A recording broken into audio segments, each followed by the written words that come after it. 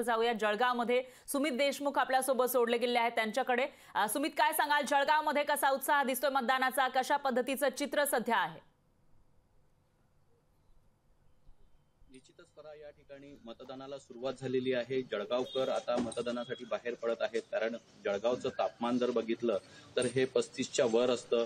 त्यामुळं जळगावच्या मतदान केंद्रावरती सकाळपासूनच रेलचेल सुरू झालेली आहे। मतदार राजा हा मतदान करण्यासाठी मतदान केंद्रावरती आलेला आहे आणि मतदानाला सुरुवात झालेली आहे। आपण या ठिकाणी पाहू शकतो वयोवृद्ध लोक असतील किंवा अपंग असतील यांच्यासाठी एक स्वतंत्र या ठिकाणी व्यवस्था करण्यात आलेली आहे। या जळगाव लोकसभेची लढत ही तिहेरी लढत आहे आणि सगळ्यात महत्त्वाचं म्हटलं म्हणजे जळगाव लोकसभा असेल, रावेर लोकसभा असेल, या ठिकाणी बीजेपीचा हा बालेकिल्ला म्हटला जातो आणि त्यामुळं सातत्याने बीजेपीचे उमेदवार या ठिकाणी निवडून येतात। मात्र यावर्षी लढत ही खूप टोकाची आहे। सगळ्यात महत्त्वाचं जे शिवसेना उबटा गटाचे जे उमेदवार आहेत करण पवार हे भाजपातून सोडचिठ्ठी दिल्यानंतर शिवसेनेच्या तिकिटावरती म्हणजे उद्धव बाळासाहेब ठाकरे या गटाच्या तिकिटावरती या ठिकाणी खासदारकी लढवत आहेत आणि ही लढत खूप टोकाची आहे। कोणाकडं मतदार राजा हा मत देणार हे पाहणं यावेळेस आता खूप महत्त्वाचं ठरणार आहे। परत निश्चितच सुमित, मतदार राजा आपला खासदार नेमका कोणाला निवडणार ते आता लवकरच आपल्याला कळणार आहे 4 जूनला। पण आज आपण मतदानाची टक्केवारी कशी आहे, लोकांचा उत्साह कसा आहे ते बघणार आहोत। दरम्यान यानंतर जाऊयात बीडमध्ये विकास माने यांच्याकडे।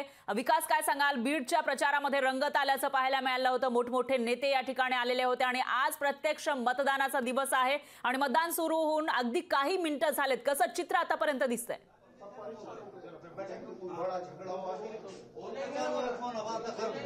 फरा, निश्चितच बीडमध्ये जर पाहिलं तर या ठिकाणी 2355 मतदान केंद्र आहेत आणि त्याच मतदान केंद्रावरती आता प्रत्यक्षात मतदान प्रक्रियेला सुरुवात झाल्याचं देखील पाहायला मिळत आहे।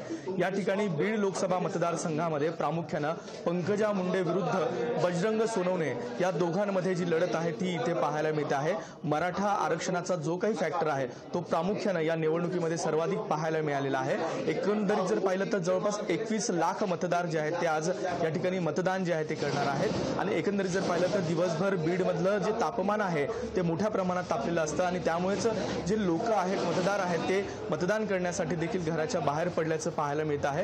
एकंदरीत जर पाहिलं तर 2355 मतदान केंद्र असतील, या ठिकाणी जे काही सेन्सिटिव्ह आणि मतदान केंद्र आहेत त्या ठिकाणी CCTV असेल, त्याबरोबरच पोलिसांचा चोख बंदोबस्त जो आहे तो ठेवण्यात आलेला आहे। अतिरिक्त पोलिसांचा बंदोबस्त जो आहे तो देखील ठेवण्यात आलेला आहे। कोणताही अनुचित प्रकार घडू नये यासाठी पोलिसांचं विशेष असं लक्ष जे आहे ते प्रत्येक मतदान केंद्रावरती असलेलं पाहायला मिळत आहे। स्वतः जे दीपा मुधोळ मुंडे जिल्हाधिकारी आहेत, ज्या पोलीस अधिकारी आहेत, ते देखील या ठिकाणी आपलं लक्ष जे आहे ते ठेवताना पाहायला मिळत आहे।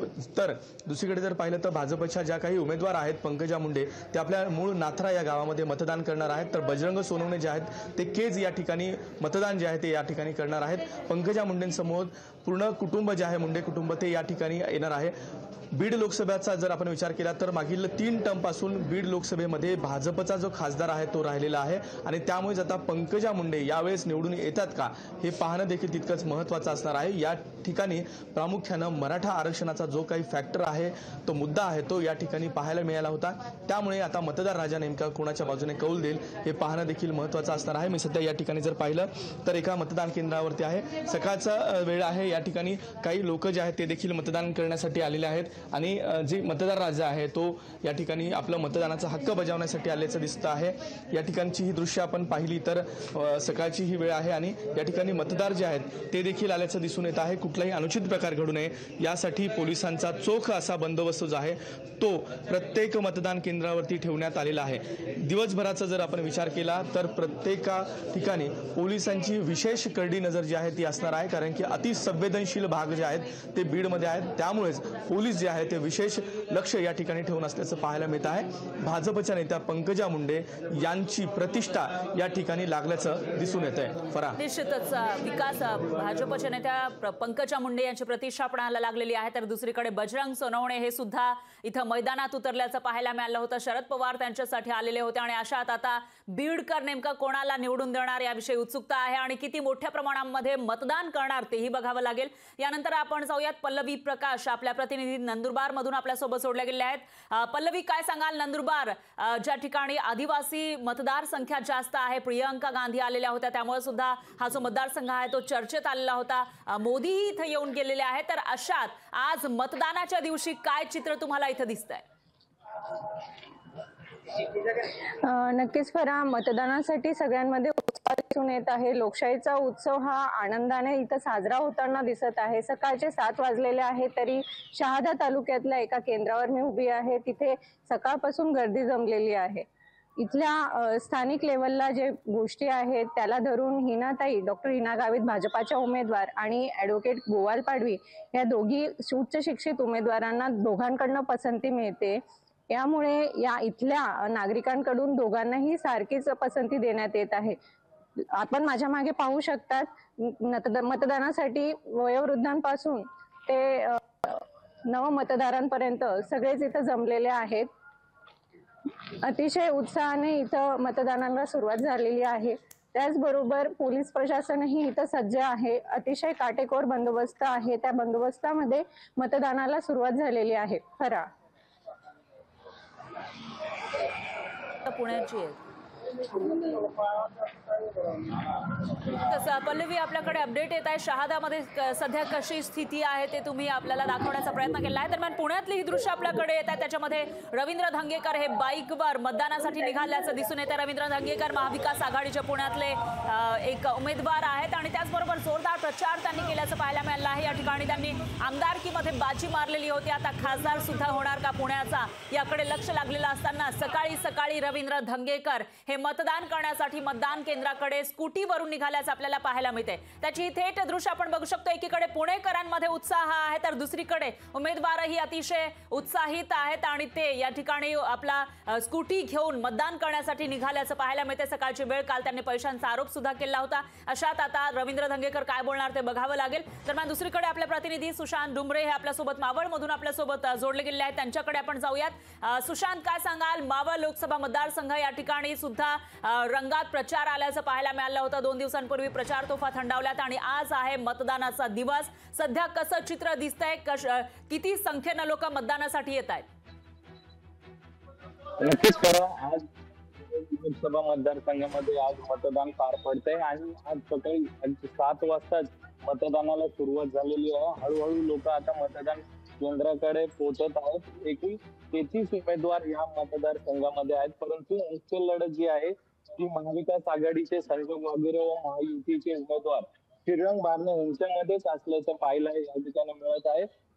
गेल्या अनेक दिवसांमध्ये अनेक दिग्गज नेत्यांनी या ठिकाणी जाहीर सभा घेतल्या व मुख्यमंत्र्यांनी स्वतः शेवटच्या दिवशी या ठिकाणी रोड शो देखील घेतला आणि तर महाविकास आघाडीचे कडनं स्वतः आदित्य ठाकरे असतील किंवा संजय राऊत असतील, उद्धव ठाकरे असतील, रोहित पवार असतील, या अशा सर्वांनी या ठिकाणी येऊन प्रचार केला आणि आपापल्या उमेदवाराला ताकद देण्याची प्रयत्न केलेला आहे.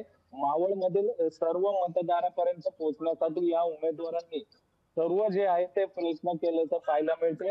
एकूण 25 लाख पेक्षा अधिक या मतदार आहेत या मावळ लोकसभेमध्ये आणि हा लोकसभा जो आहे तो 2 जिल्ह्यांमध्ये विभागला गेलेला आहे. 3 विधानसभा ज्या आहेत त्या पुणे जिल्ह्यातल्या आहेत तर 3 विधानसभा या रायगड जिल्ह्यातल्या आहेत. असा हा एकूण मतदारसंघ आहे आणि आज आपलं सर्व नशीब आजमावतात ते आता मतदार या ठिकाणी हळूहळू पोहोचायला लागलेले आहेत.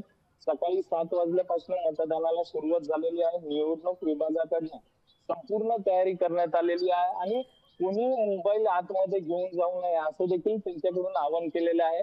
कारण की गेल्या काही दिवसांमध्ये आपण बघितलं, बारामती असेल किंवा इतर मतदारसंघ असेल, तिथे डायरेक्ट व्हिडिओ देखील शूट केलेले आहेत मतदारांनी की त्यांनी नक्की कोणाला मतदान केलेलं आहे. त्यामुळे हे भीतीत ठेवलं गेलेलं नाही.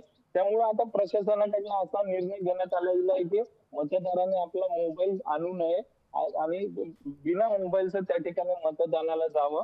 जर निश्चितच. कोणी असं सापडलं तर सुशांत, कारण त्याच्यावरती काही कारवाई व्हिडिओ करण्यात समोर येईल. आलेले होते मागच्या निवडणुकीमध्ये आणि त्या पार्श्वभूमीवर मतदान केंद्रामध्ये मोबाईल घेऊन जाऊ नये असं आवाहन करण्यात आलं आहे. दरम्यान यानंतर आपले प्रतिनिधी साईदीप ढोबळे हे आपल्यासोबत जोडले गेले आहेत शिरूरमधून. त्यांच्याकडे आपण जाऊयात. साईदीप, काय सांगाल? शिरूरची लढाई ही प्रतिष्ठेची केलेली होती. एकीकडे अमोल कोल्हे आणि दुसरीकडे आढळराव पाटील यांच्यासाठी अजित पवार स्वतः मैदानात उतरल्याचं पाहायला मिळालं होतं आणि त्याच लोकसभा मतदारसंघात आज मतदान होतंय. कसं चित्र या पहिल्या तासामध्ये तुम्हाला पाहायला मिळतंय मतदान केंद्रावर? नक्कीच तुम्ही म्हटल्याप्रमाणे शिरूर लोकसभेची बारामती नंतर शिरूर लोकसभेकडे प्रामुख्याने या मतदारसंघाकडे पाहिलं जातं आणि या मतदारसंघामध्ये आढळराव पाटील आणि अमोल कोल्हे यांच्यामध्ये ही प्रमुख लढत होतीये. एकीकडे आढळरावांसाठी अजित पवार स्वतः मैदानात उतरले होते, तर कोल्हेंसाठी शरद पवारांनी देखील आपल्या जीवाचे रान केलेले या ठिकाणी पाहायला मिळालेले. एकंदरीत पाहिलं तर सकाळपासून मतदान केंद्रावरती तो मतदारांचा उत्साह आहे तो मोठ्या प्रमाणात या ठिकाणी पाहायला भेटतोय. आपण जर पाहिलं तर हे या ठिकाणी जे वृद्ध नागरिक आहेत सकाळी 7 वाजल्यापासून या ठिकाणी मतदार केंद्रावरती आलेले आहेत आणि आपला मतदानाचा हा पवित्र मतदान आहे या ठिकाणी हा मतदानाचा हक्क बजावत आहेत. एकंदरीत पाहिलं तर दिवसभर सकाळी 7 वाजल्यापासून ते संध्याकाळी 6 वाजेपर्यंत ही मतदान प्रक्रिया पार पडणार आहे. हे सर्व नागरिक या ठिकाणी मतदानासाठी सकाळपासून हजरले. परंतु एकंदरीत पाहिलं तर बारामती लोकसभेमध्ये ज्या पद्धतीने मतदानाचा टक्का थोडाफार घसरलेला दिसत होता तशी परिस्थिती मात्र या ठिकाणी दिसत नाही, कारण 7 वाजल्याच्या आधीपासूनच या ठिकाणी सर्व नागरिक मतदानासाठी हजर झालेले आहेत. खरा निश्चितच साईदीप, 7 वाजल्याच्या आधीपासूनच मतदार राजा हा घराच्या बाहेर पडल्याचं पाहायला मिळते. यामुळे आता चौथ्या टप्प्यामध्ये मतदानाची जी टक्केवारी आहे ती वाढण्याची शक्यता आहे आणि आपले प्रतिनिधी प्रत्येक ठिकाणावरून आपल्यापर्यंत तिथले अपडेट पोहोचवत आहेत आणि तुमच्याही मतदारसंघामध्ये नेमकी काय स्थिती आहे ते अपडेट आपण तुमच्यापर्यंत पोहोचवत राहणार आहोत. लोकशाही मराठी ऐका, पहा, जागरूक रहा.